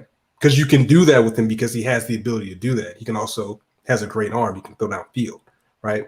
With a quarterback that is not mobile, Matt Ryan, for example, when Jalen Mayfield just wants to, lay on his back and let people run past him, there's literally nothing he can do but try to protect his neck. That's kind of what my mindset is. Not saying that one is better than the other, but just the fact that it's one can do something, another one can't. Not saying that makes him better, but you have the ability to scheme a little bit more. It's kind of hard to say that and lean on that when, again, and I hate to throw him on the bus in this situation, but you look at Justin Fields, he got sacked 9 times. So having that run element didn't really help him a whole lot yesterday because he went against a defensive line that is just completely talented. Across the board. So that run element can be great. Absolutely. You can have plays or you can have games where, like Lamar Jackson, when he's looking stellar and he's able to be able to escape the pocket. But defenses and defensive coordinators are smart nowadays. And there's going to be times where Lamar Jackson is not going to be able to take off a run because he has a spy or two. And there's times where Lamar's going to have to beat a team with his arm. And I mean, they ain't gonna have to get some receivers, but that's neither here nor there. That as well. I mean, it all goes with having the right personnel around. Yeah. But I mean, I don't think in order to win a Super Bowl now you have to have a mobile quarterback. That's BS. I don't believe that. Yeah, that's history has proven that. There's only been a handful. I mean, Big Ben in his heyday was, I guess he could move around. Russell Wilson. I want to know the definition of mobile because I think a lot of people get this twisted up as well. Yeah, because people think mobile means run first. Yeah, no, that's not what. Yeah, that's not the definition of it. It's never been the definition of it. Yeah. Like, because if we're speaking what mobile quarterback should be, then yeah, Matt Ryan, he skates by. Aaron Rodgers gets by. Ben Roethlisberger gets by. Those guys are not known as dynamic runners, but if they need to pick up 5 yards and get a first down, they're able to tuck the ball and do so. That's a mobile quarterback. It's not a guy like Lamar Jackson that can run for 150 yards. That's a freak of nature. They don't make a lot of those. You know what I mean? Right. Like that's or RG3 in his heyday before they destroyed his kneecap. But man, they fucked his knee up. Yeah, they did. I'm not gonna lie, man. That season, I was glad he got hurt. I think we knocked him out. Sean Witherspoon gave him a concussion. Yeah, I was scared. Yeah, I was scared to play them in the playoffs. That might have been the game before, right? I think the next game was the Baltimore game where he messed the knee up. That dude was a problem, but I kind of get your perspective on that. Apparently, because I defend Justin Fields according to King Quest. I'm a Bears fan and I want a mobile quarterback. I just want to see him be successful, man. We don't get a lot of quarterbacks. I don't mind Justin. I think Justin is talented and he's got a future. My entire thing about not being able to use a statuesque quarterback like Matt Ryan is right now. I wouldn't if it was 2 or 3 years ago, I wouldn't call Matt Ryan a statue at all because he's not. But if it was how it is now, it's super it is extremely hard to find really good offensive linemen. It is really, really hard. That is probably besides quarterback, the hardest position to draft because it takes so much technique and people growing up, they don't want to do it because it's not flashy. Nobody gives a fuck about that. Nobody wants to be a lineman when they're growing up. They all want to be the flashy defensive player. That's why there's been that many random influx of really, really good defensive players the last 5 or 6 drafts. There's been so many good D linemen, and there's going to be a lot more next year and the year after that too, because nobody wants to play line. So when you get So at that point, you would want to, if you find a mobile quarterback to help you to like mitigate that, it would help you a lot more and allow you to do like a whole lot more than just like a statue. Because if the statue quarterback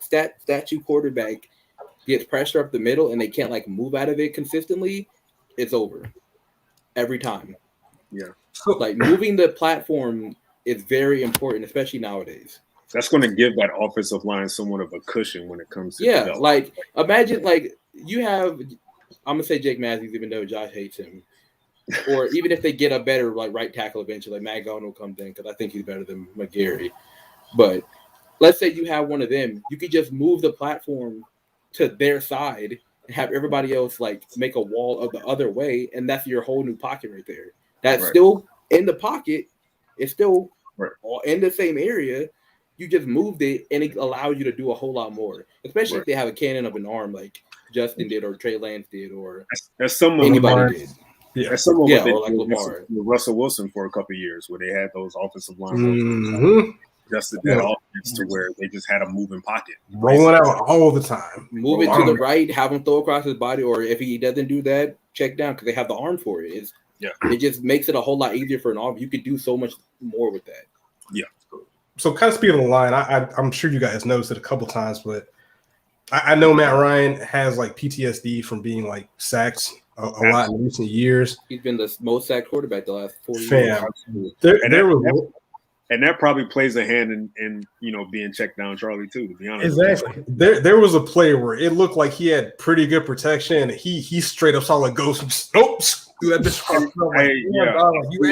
happened quite a bit. It happened quite a bit the last 2 weeks. I see it fairly often. Like he's been doing that since like 2013, honestly. He may have 3.5 seconds in the pocket, but in his head, his mental clock, he's got to get that ball out in 2.3 because he's like somebody's coming. I just know it. So that's also where his lack of faith in his arm comes in too. Because if you think you only have 2.3, and before if he had Julio, he'd be like, "Fuck it, Julio gonna catch that shit. I'm going down there regardless." He's out there somewhere. If something good's gonna come, like he'll throw it as far as he can, and Julio will either stop and get it, or he will like be able to make a contested catch. He has one person who can do that with on their team right now, and he's a rookie. So, and they don't target him. So. And he's barely on the field. Eric, come on, bro. Stop. Let's discuss, Eric. What are your thoughts? Please explain to me how you don't target your fourth overall pick. This is bracketed more than you think he actually is, man. Oh, I'm very much aware. I watched the whole 22 of it the last couple of days. He's definitely getting like, let's say, quote unquote, doubled or whatever. Yeah, he's not. But if he's getting doubled, and your whole thing coming in has been, I'm going to use 12 personnel and use my tight end to do it, then why don't you have Hayden Hurst being open? Why isn't anybody open? Not only that, Jalen, but why don't you try? Because I've seen it plenty of times. I saw it a lot in the Giants game. They're taking Pitts, they're lining him up at X, and they're having him run X receiver routes. Yeah, like the issue at this point of the season is to get the ball in his hands. Stop doing that. Why is he running? Why is he running? Like this is where I hate when people keep using the whole mismatch thing. You can put him in line or have him at the H-back. Have him run fucking running back for a time and come out of the backfield. I guarantee you, like he will give him some kind of touches because having 10 touches throughout 3 weeks is pitiful. It makes the defense, of course, harder. It's harder to bracket him when he's in line and he's masked up with a linebacker compared to where he's lined up outside.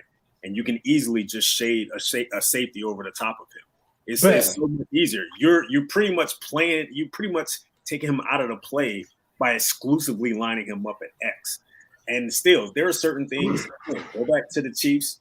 How Travis Kelce is using that situation when they get in the red zone. You see how many tight end screens they run for Travis Kelce. You see how successful he is off of I said that earlier in the podcast. Get the man the ball by hook or by crook. Like I don't need him to be Julio. I don't need him to run deep post. I don't need him to run drags. I don't need him to run digs.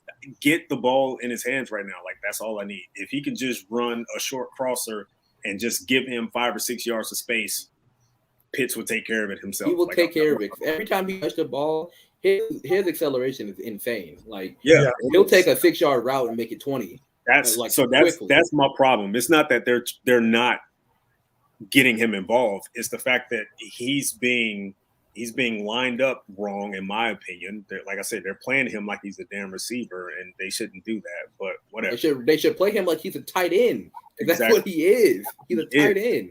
Not he's a very Julio. good one, but he's a not tight Julio. end, like true and true. There were a couple times yesterday where one instance where he was lined up at X, had one-on-one with Adoree Jackson, and the Giants called timeout. Mm-hmm. Yeah, it was like right before the touchdown drive. It came back, same formation, and who was he lined up against? Peppers. Teams know immediately that. right after that. They're not idiots. Like you're just so it's not a situation where they're not trying to get him involved. They're not setting him up for success, in my opinion. Okay, well that equates to not getting him involved. No, but we're saying the same thing. Looking at it, not getting him involved is that they're not trying to draw targets for him. They're trying to. It's just the fact that they're making it easy for They're defense. being very bad at it. They're making it easy for defenses to take him out of a play. And that ties back to what Jalen says, that Arthur Smith has pretty much gotten an F for his ability to call the offense. This as of yet, small sample size, but For the most part, yeah. For the most part, I mean, he's done a couple things here and there. I love the way Cordell is being used. I thought Cordell was going to be used this way from the jump, and it should have been used this way. I just want to see what this offense will look like With everybody. with everybody. What do you Cordero, mean by Pitts. a really productive one. So, If everybody's even with the Cordero Patterson stuff, I kind of don't even want to give him credit for that, because that's like, hey man, we're gonna throw you the ball in the backfield. You got to make something happen. Like it's really all will with him. teams didn't know to do that. Matt Nagy didn't know to do that shit, and they didn't have a receiver. Yeah, I said, Matt Nagy understand. is a Make-A-Wish kid parading as a fucking coach right now. He's not good. He sucks. Matt Nagy utilized Cordero in that sense a little bit. Like he had him lined up at tight end, at H-back. He had him lined up, but he never really tried to feed him the ball. He never really drew up plays for him. It feels different this time around. It feels like Arthur is really trying to utilize Cordero as a weapon, which he should. Well, why not do that with your it's just it's hard to understand. He can, but I think people are not going to be satisfied unless Pitts gets 15 targets a game. If Pitts is getting 15 targets a game, this offense is going nowhere. I mean, it's going nowhere, and he's getting no targets per game. You know what I'm saying? To be fair, they're not really him doing getting much 15 moving targets right is now. It's not going to help much. I'm telling you, like, I agree. it's not going to elevate the offense at all. Like I want to see that involved. Again, they drew the one that's his second to last catch of the game where he had the He only had one catch. No, he had two. He had a Yeah, flat, three. and he had that. No, I'm talking about Cordero's, where okay. he was pretty much. They got him he delay out of the backfield, and he pretty much was matched up 1-on-1 in the middle of the field with Logan Ryan. I'll take that shit all day. All day. But they got the ball in his hands with room to create. And what did he do? He made Logan Ryan look silly in the middle of the field. I'll take that all day. But that's how you use them. And honestly, that's how I kind of sort of want to see Pitts used. But at the same time, I don't want to see Pitts get 20 targets a game, bro. Like, that's not – he ain't ready. I need him to average more than, 4? Like, he could get, 8 to 10. I'll be straight with this. 8 is fair. 8 is fair. Yeah, 8 to 10 is fine. I can see that. But that also means that – Go ahead, Breeze. I just want to see him make some plays, man. Like I want to see the whole offense that make plays. I need to see him more getting more touches than Mike Davis in the passing game. That's all I'm asking for. I just looked that up now. Like it goes receptions: Calvin Ridley, Mike Davis, Cordero Patterson, Kyle Pitts. Like if we were to bet before the season, we would have never. Nobody would have bet this Ever.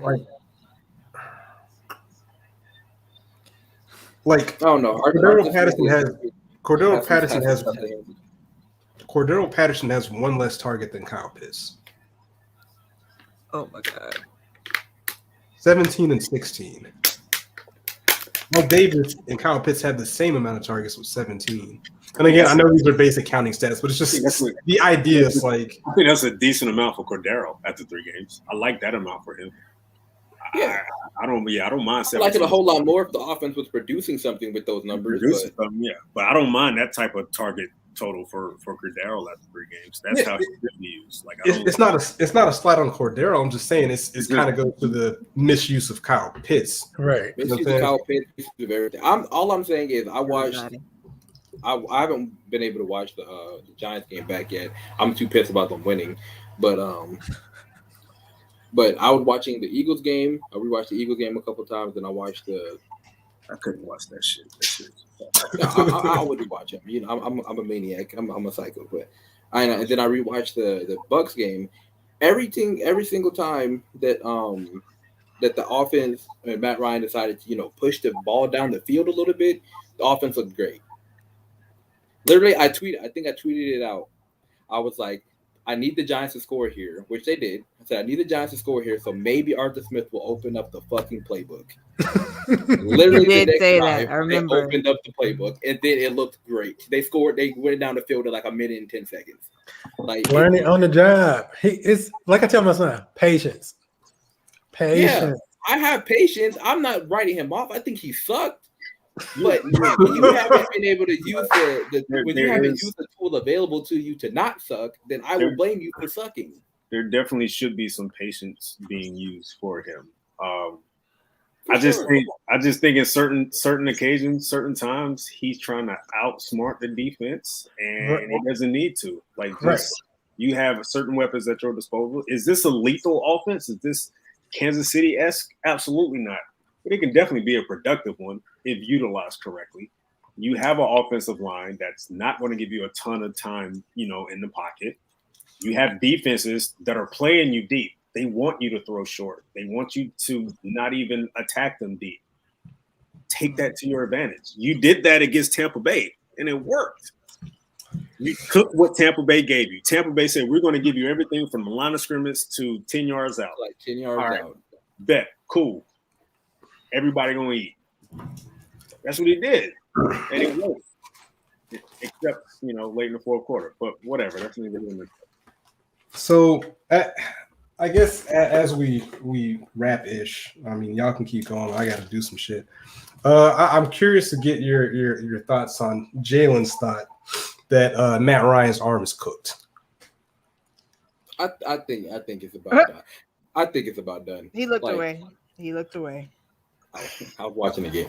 I think it's about done. Like, I think he'll last this season, but it at this point it's looking at the point where like usually like he had a little bit of zip on his he threw I think a curl route out to Zacchaeus, which was like on the opposite hash that looked pretty decent, but even that looked like it almost got tipped, which is either a scheme thing or an arm thing, but like.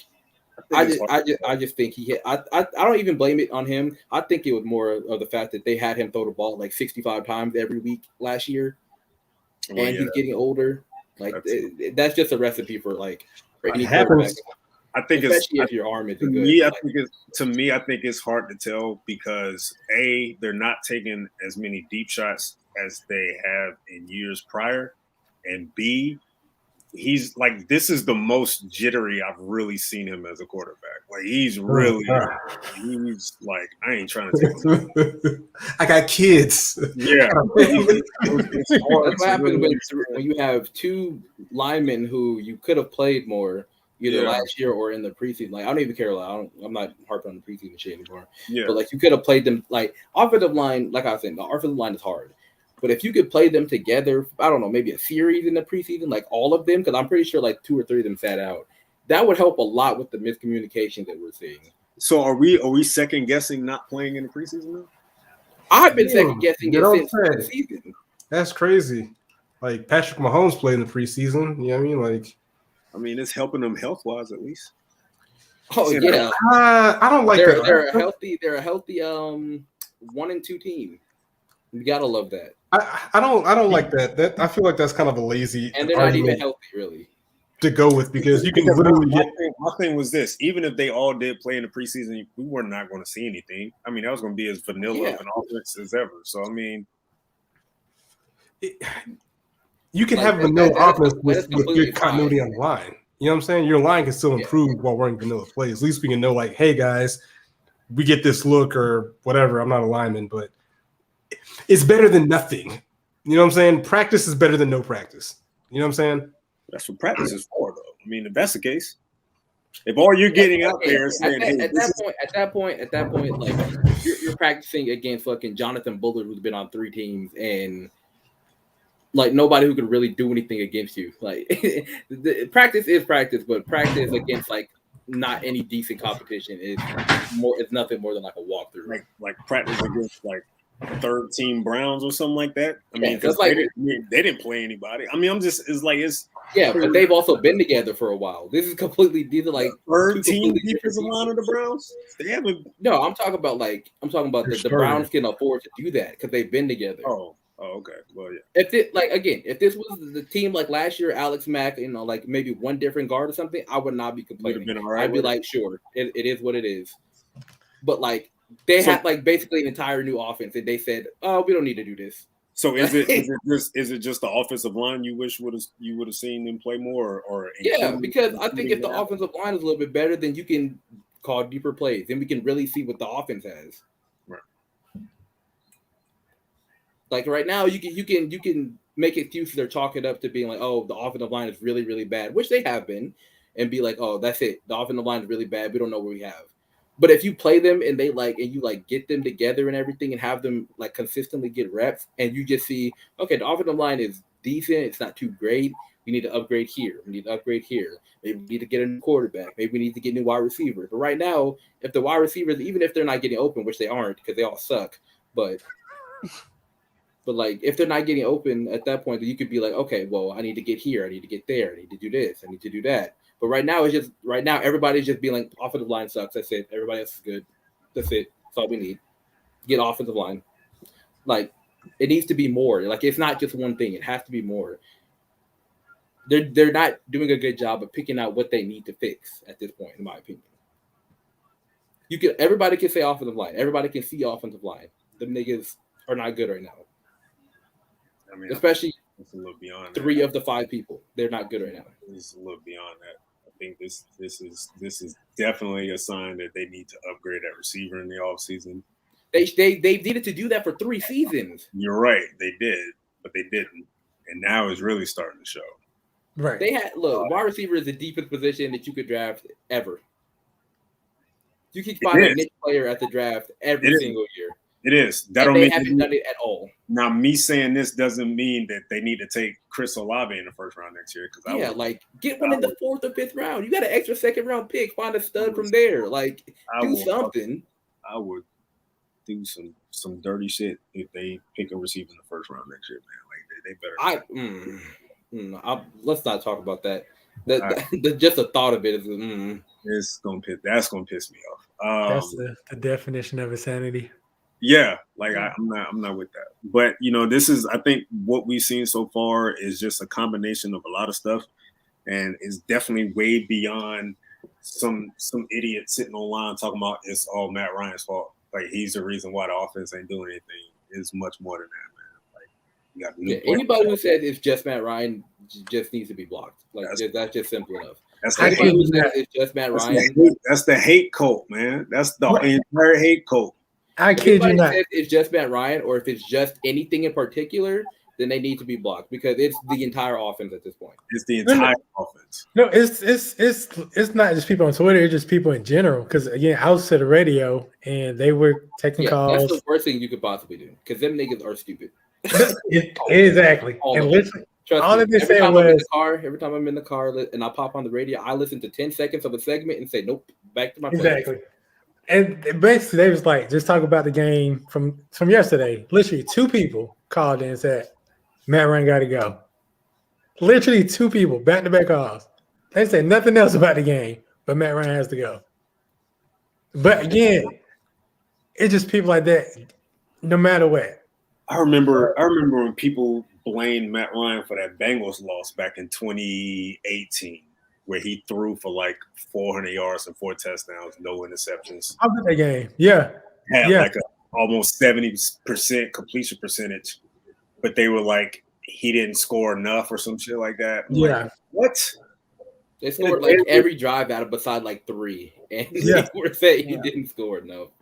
I think he probably had like a 140 something QB rating. Like damn near seriously, perfect.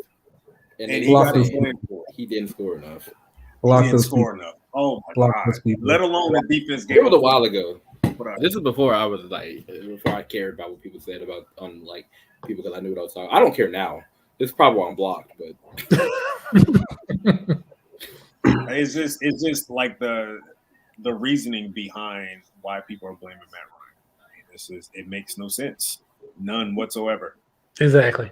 And it's irritating, to be honest with you, man. But why do you deal with it though? He had a 111 QB rating yesterday. I don't know how the fuck he got that.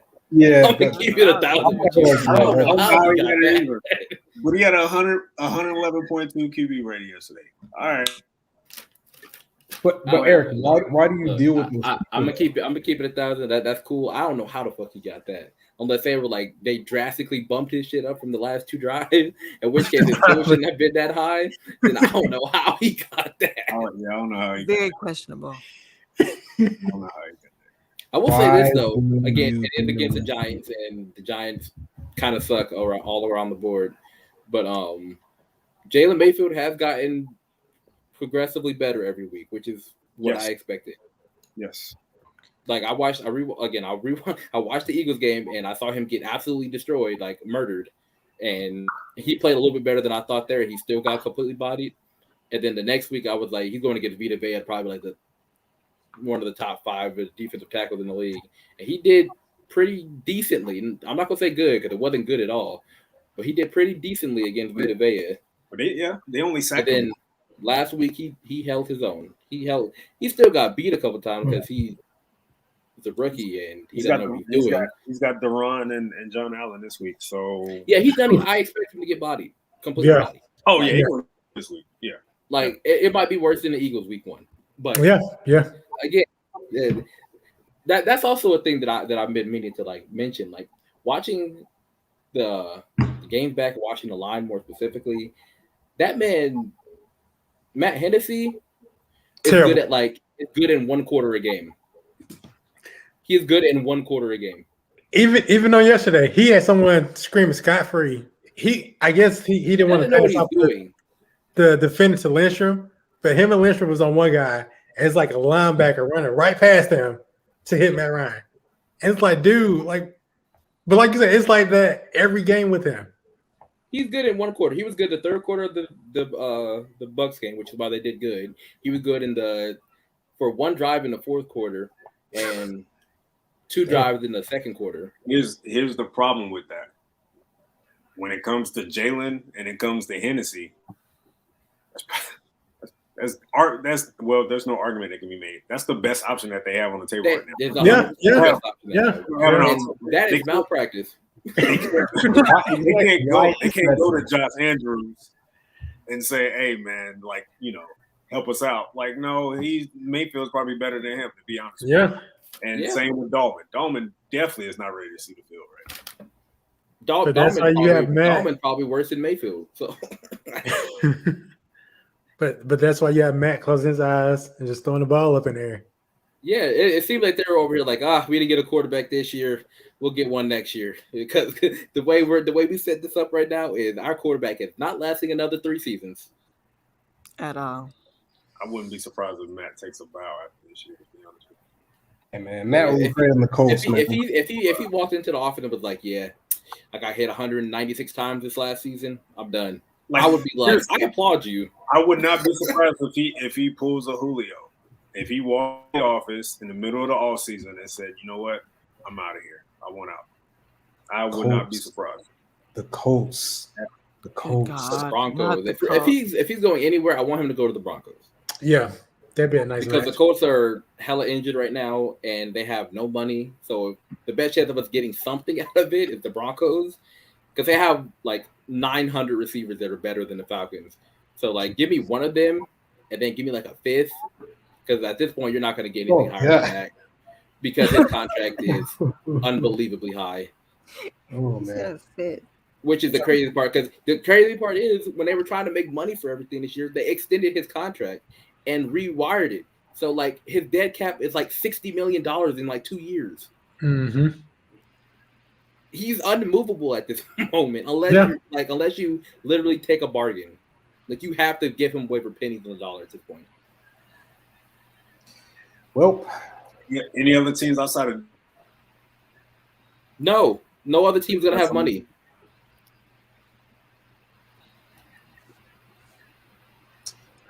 It's slim pickings. yeah, Goodness it's gracious. looking like that way. Yeah. But like I said, I wouldn't be surprised if that's the case. Like it's just, he's a 36-year-old quarterback. He's been taking a beating the past few years. His ace in the hole left this past off season. He's looking at the wide scope of things. He said, "Hey man, I'm not getting younger. I need to get closer to a Super Bowl championship." I will not be surprised if he pulls that this offseason. If he does that, or if he just says, "I'm retiring," would not be surprised. So, if you're a team like the Falcons, I knew this regime was going to want to target their guy at some point, but in a situation like that, would back and regret not taking one this year? If that were to play out, that's an interesting thing to think about. Well, they have to be around long enough to go for their guy, because after I know it's early, but if they signed 3-year deals. Route, they signed 3-year deals. They burned a year on not rebuilding. You have 2 years left. The next year's class, quarterback-wise, terrible. You might be able to find one in the second or third round that you could develop. And at that point, you have him developing behind a quarterback that either doesn't want to be here, it's completely injury-prone because he's been hit 129,000 times, Tyrod Taylor, or is old and washed. Tyrod Taylor, the perfect bridge. Yeah, and Tyrod is Tyrod. Like he's very serviceable. I love Tyrod. He's very good. You're not banking on Tyrod winning you more than 7 games. Oh God, no, absolutely. And then at that point, you're like, okay, then we wait till the year after that. And then after that, you're taking a really big chance of, oh my God, you're in the territory that Dan Quinn and Thomas Dimitroff were last season. And Arthur Blake's going to be like, you have to win or you're out. And guess what they're going to do? Shoot for the fences and lose everything again. And purgatory continues. And then it's just right back to it. That is the worst case scenario. So, but Jesus. I'm not even trying to be all doom and gloom. I'm trying to be logical. It's the truth. Yeah.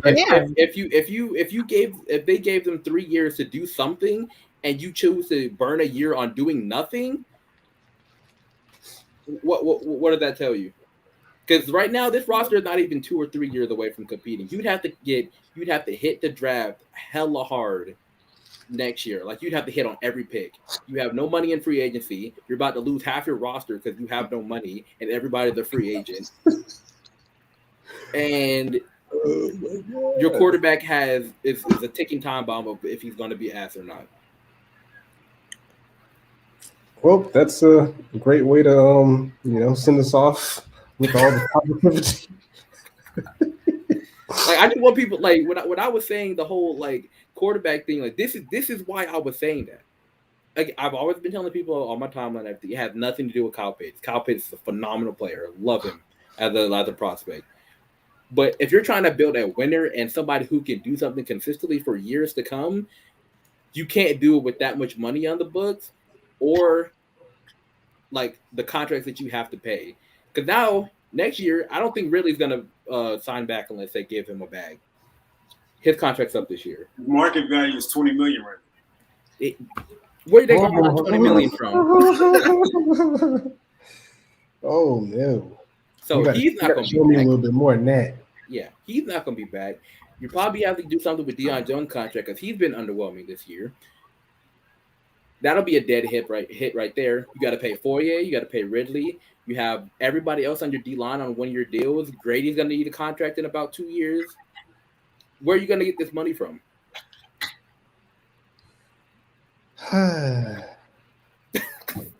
They kept going up. Boom. All right.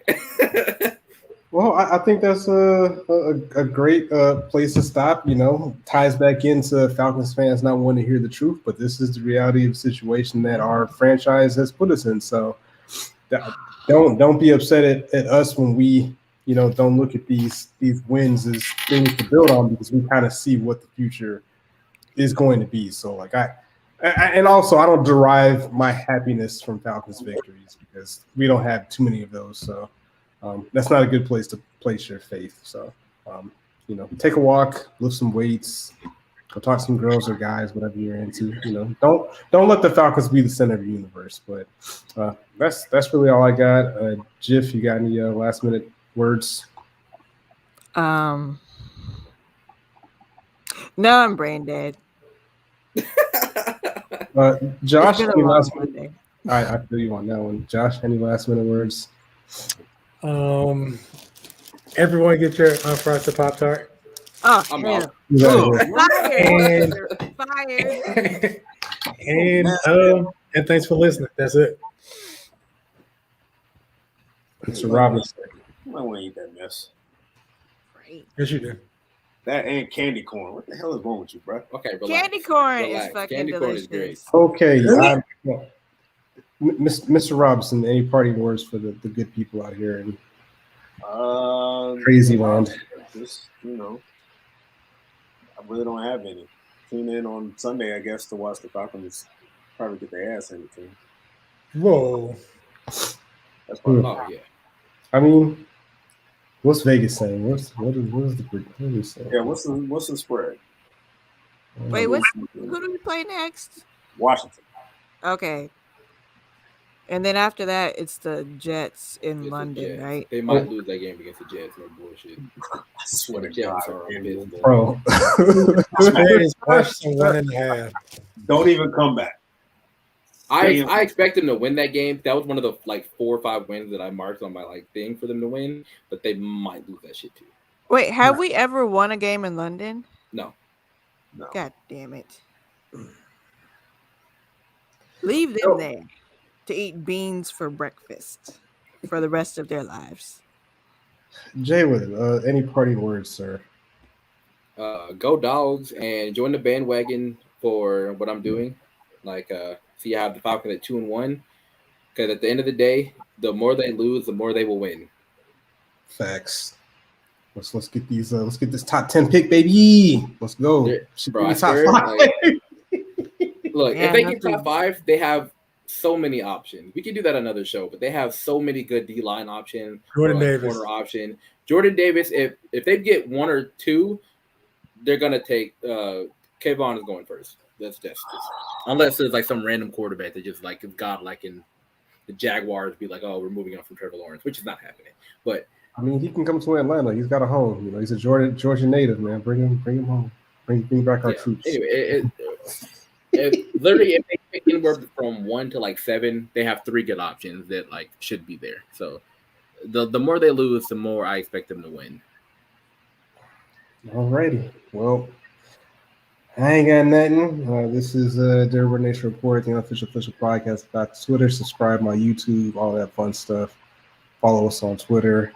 Unless you're crazy, because you got about 2 tweets from me, and then I'm blocking you. So it is what it is at this point. So, but God bless. Be safe. Don't eat candy corn or unfrosted Pop-Tarts. Absolutely. Candy corn. Absolutely. Don't eat that mess.